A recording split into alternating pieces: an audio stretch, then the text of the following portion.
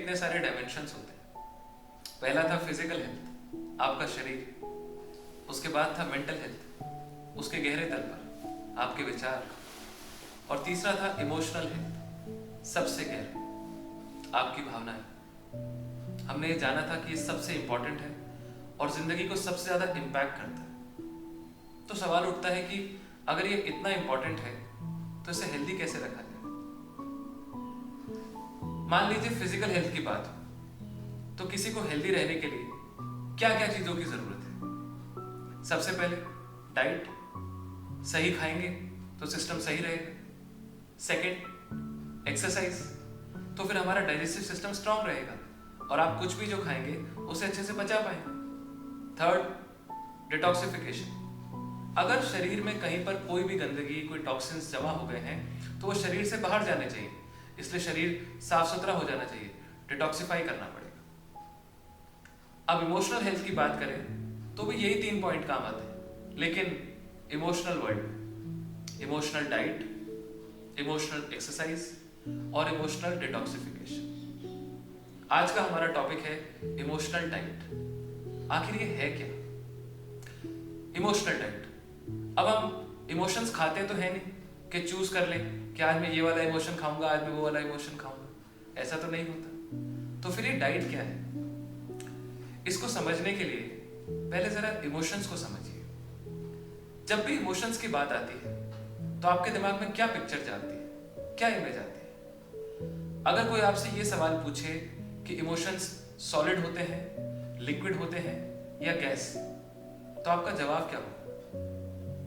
ज्यादातर लोगों का स्वाभाविक जवाब होगा लिक्विड, क्योंकि बचपन से ही हमें सिखाया गया है भावनाओं में मत बहो। तो ऐसा लगता है कि भावनाओं की एक नदी है जिसमें हम बहते हैं, या फिर जब हम बहुत ज्यादा इमोशनल हो जाते हैं तो ये आंखें नम हो जाती है, तो लगता है कि पानी।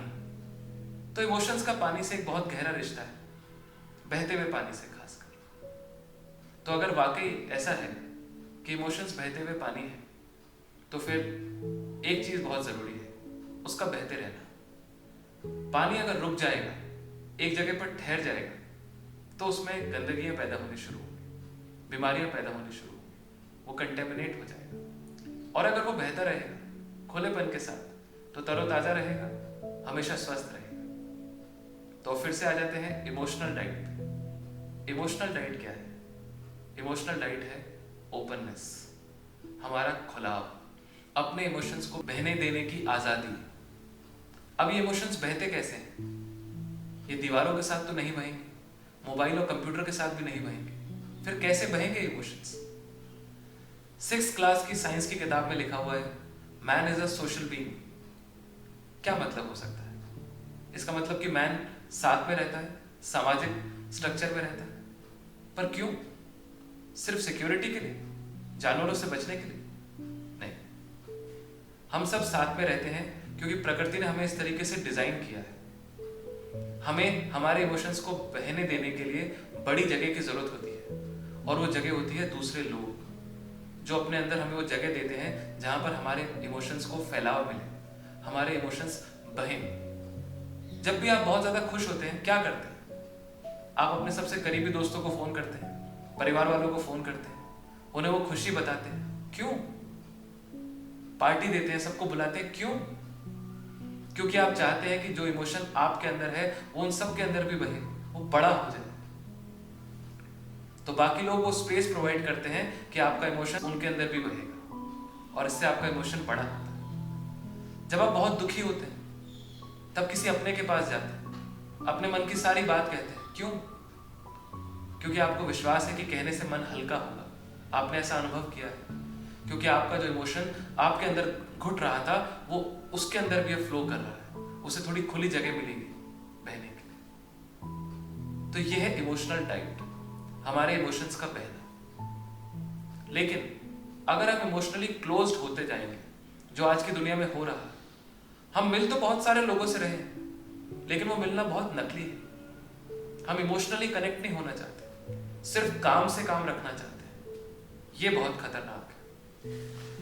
अगर हम इमोशनली कनेक्ट नहीं होंगे तो धीरे धीरे इमोशंस हमारे अंदर घुटने लगेंगे, ये पानी ठहर जाएगा और इसमें बीमारियां पैदा होने लगेंगी। और फिर ज़रूरत के वक्त जब आप शायद किसी को याद करेंगे तो कोई होगा भी नहीं आपके इमोशंस को बहने के लिए जगह देने के लिए। इसीलिए ज़रूरी है कि हम जब लोगों से मिलें तो उन्हें इंसानों की तरह देखें और वाकई इमोशनली कनेक्ट होकर उनसे मिलें।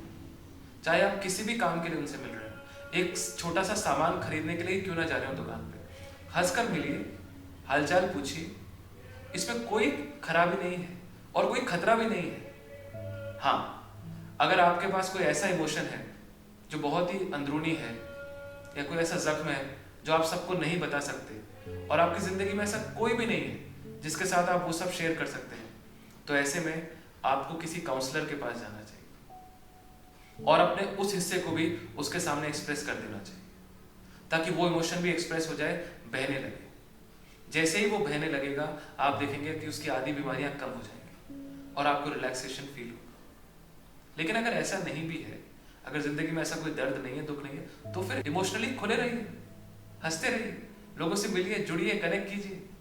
अगर आप रोड पे क्रॉस कर रहे हैं, किसी को देखते हैं, सिर्फ एक स्माइल पास कीजिए, आप देखिए वो भी आपको देख के स्माइल करे, क्योंकि ये एक इमोशनल लैंग्वेज है जो यूनिवर्सल है। भगवान ने सभी इंसानों को इसी तरीके से डिजाइन किया है। अगर आप किसी की तरफ गुस्से से देखेंगे वो भी आपकी तरफ गुस्से से दिखेंगे, अगर आप हंस के देखेंगे वो भी स्माइल करेंगे। तो एक रिलेशनशिप क्रिएट होता है, एक कनेक्ट क्रिएट होता है, एक इमोशन बहता है, चाहे एक छोटे से सेकंड के लिए सही। यहाँ है इमोशनल ओपननेस कि आप अपनी डेली लाइफ में इन छोटे छोटे सेकंड्स में किस हद तक ओपन है।